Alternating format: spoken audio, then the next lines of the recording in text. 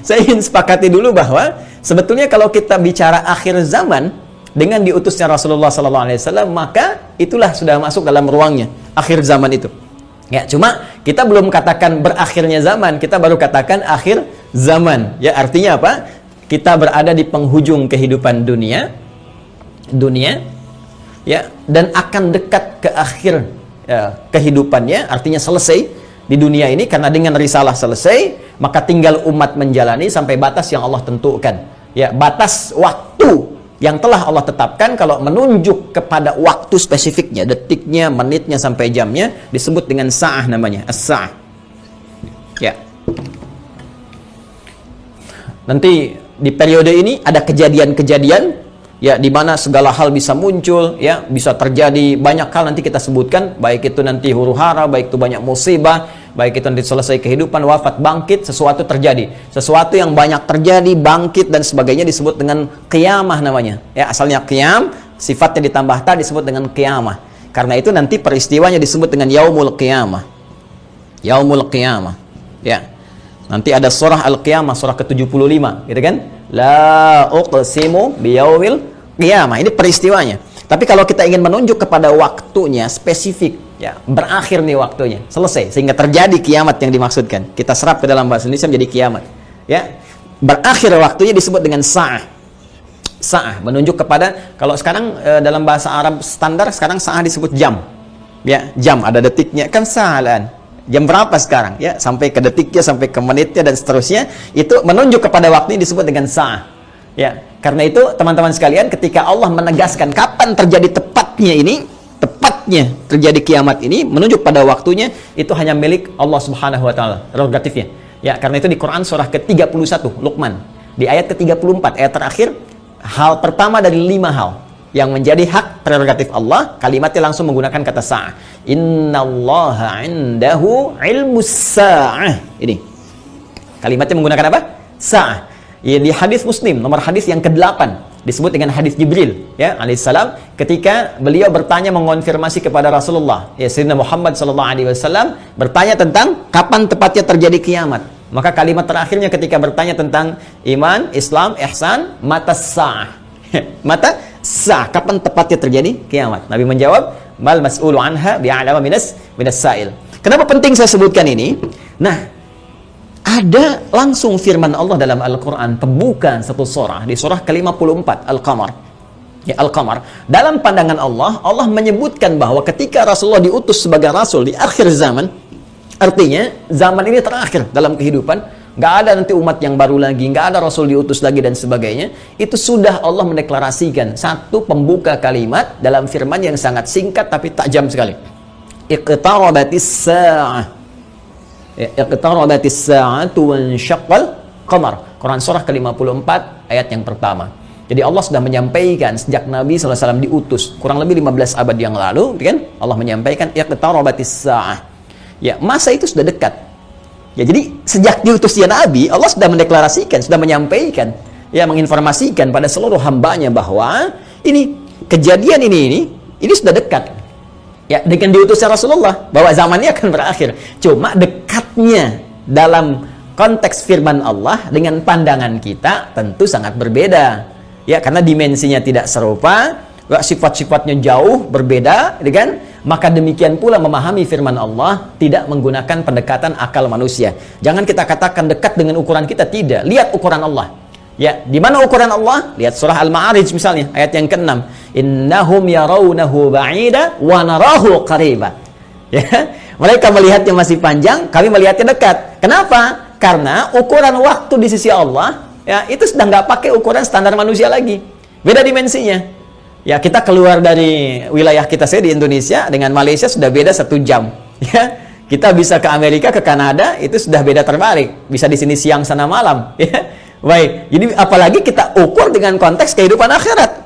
Ya, ya, ketika Allah berfirman dengan kita di sini, ya, antara kehidupan di luar bumi, di langit saja misalnya, itu yang sudah tidak ada gravitasi lagi, sudah gravitasi 0, itu perbedaan waktunya sudah berbeda jauh. Makanya ketika Al-Quran menginformasikan fi yaumin kana miqdaruhu alf sanatin mimma ta'udun, ya ada 1 tahun bisa beda 1000 tahun. Dalam konteks orang dihukum di neraka bisa setahunnya, seharinya serasa 50.000 tahun, sehari bisa 1000 tahun. Artinya kalau Allah katakan misalnya 7 hari, berarti masih 7.000 tahun ya. Ya, 2 hari berarti masih 2.000 tahun dalam konteks terkecilnya, dalam pandangan kita. Tapi kita tidak tahu kapan itu terjadi. Secara singkat, Allah sudah mengatakan bahwa sejak Rasulullah SAW diutus, ini keadaan sudah akhir zaman. Ya kan? 1. Dan sudah mendekat kepada kiamat. Cuma dekatnya itu kapan waktunya, kita tidak tahu. Dalam pandangan Allah dekat, dalam pandangan kita ngitung dari masa Nabi ke sini masih 15 abad, belum kiamat juga. Ya kan? Sekarang belum kiamat juga, makanya jangan tanya tentang waktunya. Ya, yang ditanya persiapan kita apa? Ya, kalau Anda bertanya tentang waktu pada sesuatu yang sudah diatur, kaidah mengatakan sesuatu yang sudah diatur, jangan banyak ditanya lagi. Nanti menjadi semakin tidak teratur keadaan Andanya. Ya, matahari terbit dari timur, tenggelam di darat. Masih Anda tanya, kenapa terbit dari timur? Itu kurang kerjaan. Ya, kurang kerjaan. Ya, kenapa malam gelapnya? Itu kurang kerjaan. Jelas ya? Kenapa? Karena sudah kita mengerti, itu ma'lumun bid-darurah, sudah dipahami. Sudah dimengerti, naluri kita sudah bisa membaca, akal kita sudah mengetahuinya, ditanamkan dalam diri kita. Karena itu, sesuatu yang sudah Allah atur, jangan ikut-ikut mengatur lagi. Ya, Nabi pernah ditanya tentang kiamat, Nabi tanya, bagaimana persiapan kamu kalau terjadi besok? Jangan tanya waktunya. Karena Allah rahasiakan semua itu, supaya memberikan getaran pada jiwa kita, dan katalis pada diri kita, untuk meresponnya dengan semangat beramal dan menyiapkannya. Itu poinnya. Baik, jadi kalau kita sudah pahami ini semua, bahwa kita hadir saat ini, aktivitas kita ada di penghujung zaman, artinya memang kita sudah berada di akhir zaman, tapi kita tidak tahu kapan zaman berakhir. Tapi kita bisa melihat tanda-tanda yang disampaikan Rasulullah SAW di setiap perubahan-perubahan yang terjadi di akhir zaman itu. Perubahan-perubahan inilah yang menjadikan kita mesti menghadapi tantangan-tantangan yang dimaksudkan, karena setiap era perubahan tadi itu ada tantangannya tersendiri, tahadiyatnya sesuai dengan karakteristik umatnya. Nah, pertanyaannya, apa yang diinformasikan oleh Rasulullah di zaman beliau berupa tantangan-tantangan sampai perubahan-perubahan setelah masa-masa beliau kemudian wafat, bagaimana prediksi-prediksi yang disampaikan oleh para sahabat, ini yang coba kita uraikan. Dan di antara uraian itu ada yang teman-teman sebut dengan petaka-petaka, ada yang kita istilahkan dengan musibah-musibah. Seperti apa musibah yang digambarkan itu di setiap waktu-waktu yang berganti sepeninggal Nabi SAW, itu yang coba kita turunkan. Lalu kita akan mengaji bagaimana Nabi memberikan petunjuk kepada kita dengan izin Allah Subhanahu wa Ta'ala, saking sayangnya kepada kita, supaya setiap umat yang mengalami masa-masa itu lulus menghadapi ujiannya. Itulah rahman Allah Subhanahu wa Ta'ala. Itulah diantara sifat Rasulullah yang disebut dengan rahmatan lil alamin. Saking cintanya kepada seluruh pengikut beliau, umat beliau, maka beliau memohon kepada Allah diberikan petunjuk oleh Allah, begini, setiap era ini nanti akan ada begini, nanti kamu akan hadapi begini, begini cara menghadapinya, begini cara menjaganya. Kalau kita lakukan itu dengan baik, maka Allah akan menyelamatkan kita dari keadaan-keadaan yang dimaksudkan dan lulus kita ujian sampai kita menghadap kepada Allah Subhanahu wa Ta'ala. Kehidupan ini sebentar, ya sebentar. Jadi kalau kita terlampau banyak mainnya, sayang. Ya pada akhirnya kan selesai. Karena itu patut kita menata diri dengan baik supaya maksimal kita bisa hadapi. Nah, mari kita turunkan. Kalau sudah paham ini, mohon maaf ya, saya izin hapus dulu. Bismillah. Saya berikan kesimpulan dulu sejenak. Jadi jangan lantas nanti diartikan akhir zaman, kiamat gitu kan. Padahal kita juga sedang di akhir zaman sekarang. Dan Rasulullah diutus Rasul akhir zaman. Sekarang kita ustadznya ustadz akhir zaman gitu kan. Dan kalau ada presiden akhir zaman, menteri akhir zaman, lihat lurah akhir zaman, termasuk juga sekolah-sekolah akhir zaman dan sebagainya. Tapi zaman itu sampai berakhir seperti apa tahapan-tahapannya, bagaimana ujiannya, itu yang kita lihat ya. Di kesimpulan pertama, 1, tentang akhir zaman sudah kita bahas ya, adalah satu era terakhir ya, era terakhir dari umat manusia yang beraktivitas ya kan di bumi. Ini dia era terakhir dari umat manusia yang beraktivitas di bumi. Jelas ya? Nah, ditandai dengan diutusnya rasul terakhir yaitu Rasulullah Sayyidina Muhammad sallallahu alaihi wasallam, kan?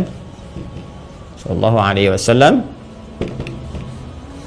Nah, kemudian karena siap Rasul itu membawa petunjuk, juga diberikan petunjuk berupa hudan terakhir. Nah, itu berupa Al-Quran. Karena Al-Quran pun ketika diturunkan Allah menyebut dengan hudan. Buka Quran surah kedua Al-Baqarah di ayat 185. Syahrul Ramadan alladzi unzila fihi al-Quran hudan linnas. Ya, hudan linnas wa bayyinatin minal huda wal furqan. Baik, sekarang dari sejak diutusnya Rasulullah sudah masuk akhir zaman, bagaimana perjalanan? Nah, kalau kita turunkan dari sini di masa Rasulullah SAW, Rasul ya SAW sampai dengan kita sekarang, ya. Sampai kita sekarang di masa kini kurang lebih ada sekitar 15 abad. Nah, sekarang kita akan bicara tentang bagaimana Rasulullah SAW menyampaikan tentang berita-berita nubuat itu tentang berita besar yang terjadi dibawa oleh utusan. Ya, orang menyampaikan nubuat disebut dengan nabi, pembawa berita besar. Beritanya disebut dengan naba, karena itu ada surah An-Naba. Ya, amma yatasaalun 'anin naba'il 'azim, ya. Nah, ini nanti ada nubuat-nubuat beliau yang disampaikan kepada para sahabatnya, terlacak sampai dengan ke kita tentang peristiwa-peristiwa yang terjadi di masa-masa sampai mendekat kepada waktunya berakhir, as-sa'ah, ya, as-sa'ah. Ya. Ini karena akhir di sini akhir selesai gitu ya, nggak bisa ditulis lagi, dan karena kita di sini ya dekat ya, tapi kan nggak tahu masanya kapan. Jadi kurang lebih ginilah ya, supaya agak ngeles sedikit bahwa papan tulisnya udah nggak cukup. Jadi gini ya, teman-teman sekalian, ya turunkan ke sini. Baik, sekarang saya beri contoh begini misalnya. Ya, ini hadis yang populer saja, saya langsung ambil dari hadis riwayat Muslim. Hadis riwayat Imam Muslim. Ya, nomor hadis yang ke-8. Nanti ada bab tentang iman, Islam dan ihsan. Ya, dikenal juga dengan hadis Jibril dan banyak dikutip oleh para ulama, termasuk juga Al-Imam An-Nawawi dalam Al-Arba'in. Dari 42 hadis beliau mengutip ini, teman-teman sekalian, di hadis yang kedua setelah innamal a'malu binniyat, masuk hadis ini. Ya, an Abi Hafsin Umar bin Khattab radhiyallahu ta'ala anhu, qala bainama nahnu julusun 'inda Rasulillah sallallahu alaihi wasallam, ittala 'alaina rajulun shadidu bayadith thiyabi, shadidus sawadis sa'ari, la yura 'alaihi atharus safari. Nah, kemudian setelah itu dia datang kepada Nabi sallallahu alaihi wasallam, fajlasa ila Nabi sallallahu alaihi wasallam, fasnada rukbatayhi wa wada'a kaffayhi ala fakhidhihi, faqala ya Muhammadun akhbirni 'anil Islam, dijawab oleh Nabi, akhbirni 'anil iman, dijawab oleh Nabi, akhbirni 'anil ihsan, dijawab oleh Nabi, terakhir kemudian matas sa'ah. Ya, bertanya tentang tanda-tanda as-sa'ah. Kapan ini ya terjadi tepatnya kiamat? Nabi menjawab, mal mas'ulu anha bi'alami min sa'il. Ya, tidaklah yang ditanya lebih tahu daripada siapa yang bertanya. Ya, tidaklah yang ditanya lebih tahu daripada yang bertanya. Jadi yang ditanya Rasulullah SAW ini kan Jibril, dekat dengan Allah. Allah Subhanahu Wa Taala berikan wahyu lewat Jibril sampaikan kepada Rasulullah. Tentunya ya malaikat Jibril lebih tahu dibandingkan dengan saya.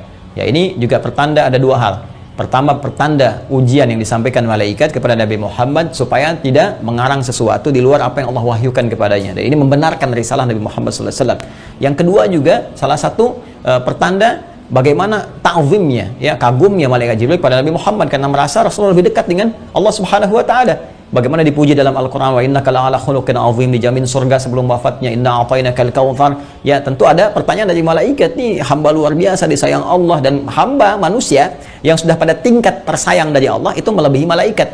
Karena itu ketika Adam alaihissalam ya diuji oleh Allah, diminta, ditanya ini apa, ya, Al-Baqarah di ayat yang ke-31 itu, wa 'allama Adam al-asma'a kullaha, dan seterusnya sampai ayat 33, maka malaikat kan diminta sujud hormat. Di ayat 34-nya, wa idz qulna lil malaikati isjudu li Adam fasajadu, gitu kan? Maka mereka diminta sujud hormat kepada Adam alaihissalam. Apalagi Nabi Muhammad sallallahu alaihi wasallam dengan segala puncak ketakwaan dan kedekatannya kepada Allah, maka mengkonfirmasi malaikat karena melihat bagaimana kedekatan Rasulullah dengan Allah Subhanahu wa taala. Tapi tetap Nabi dengan tawadhu mengatakan, mal mas'ulu anha bi'alam minas sa'il.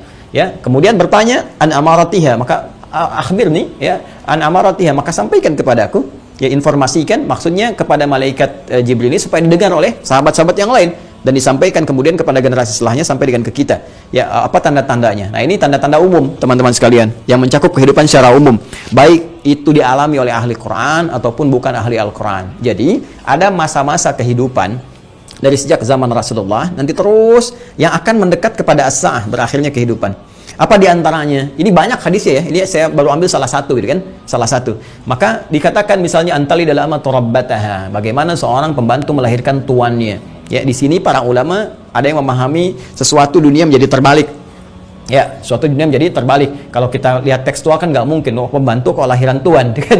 nggak mungkin. Tapi ada yang mengartikan banyak hal. Ya, keadaan jadi terbalik. Ya, misalnya mohon maaf ya, kan biasanya tuan yang mengatur pembantu, sekarang pembantu ngatur tuan. Ya, jadi nanti ditafsir dengan hadis-hadis lain, ketika yang benar disalahkan, yang salah dibenarkan. Kemudian pembantu melahirkan tuan, ada yang mengartikan dengan perzinahan, ya selingkuh antara pembantu dengan tuan, dengan majikannya dan sebagainya, atau majikan memanfaatkan tuan dan sebagainya. Ya, ada kalimat-kalimat seperti itu. Wa antaral khufata rawatal alata. Ya, kemudian Anda bisa melihat kata Nabi sallallahu alaihi wasallam bagaimana pada masa itu orang-orang Baduy yang ya dari jauh dari pedesaan tiba-tiba mendapatkan sesuatu yang luar biasa sampai ya tatawaluna fil bunyan, lomba mendirikan bangunan. Ya, ini ada yang memahami bahwa orang yang biasanya mengembala kambing, artinya orang-orang yang desa dari jauh dari apa yang tidak terbiasa dengan hal-hal yang mewah, tiba-tiba sibuk dengan kemewahan-kemewahan. Ya, kemudian nanti ditafsir di hadis lain, orang-orang berlomba-lomba dalam urusan dunia, sampai orang-orang desa pun ada ikut-ikutan, ya, pengen terlibat dalam konteks dunia dan sebagainya, yang biasanya mereka hidup dalam keadaan-keadaan yang serba sederhana dan sebagainya. Jadi situasi-situasi ini situasi umum. Ya, nanti ada hadis terkait dengan banyak menyebar penyakit-penyakit yang menular, yang jarang ada obatnya dan sebagainya. Ini masih persoalan-persoalan umum yang dengan umum ini dialami oleh semua orang. Artinya mau ahli Quran, bukan ahli Quran, ya akan mengalami peristiwa ini. Ya, saat kebenaran mulai tertukar, saat macam-macam dan seterusnya lah. Ya, tapi alhamdulillah kita nanti masih dilindungi dengan hadirnya hadis-hadis lain. Ya, masih ada ulama-ulama. Walaupun nanti mesti hati-hati ketika ulama banyak yang diwafatkan Allah Subhanahu Wa Taala. Sekarang kurang lebih sudah di atas 400 dari situasi pandemi saya di Indonesia saja. Itu bukan yang kaleng-kaleng, itu ulama-ulama yang memang ahli pesantren, ahli dzikir, ahli ilmu dan sebagainya. Mesti hati-hati juga.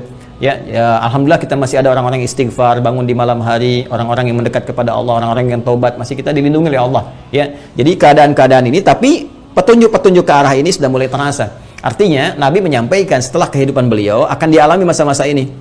Ya, jadi masa-masa ini sudah terjadi fitnah kubra dari masa tabi'in, ya, dari masa sahabat akhir-akhir ke tabi'in. Setelah itu kan ada juga peristiwa-peristiwa ini. Sampai juga di kita sekarang pun kita rasakan peristiwa itu. Tapi jangan disimpulkan berarti besok kiamat.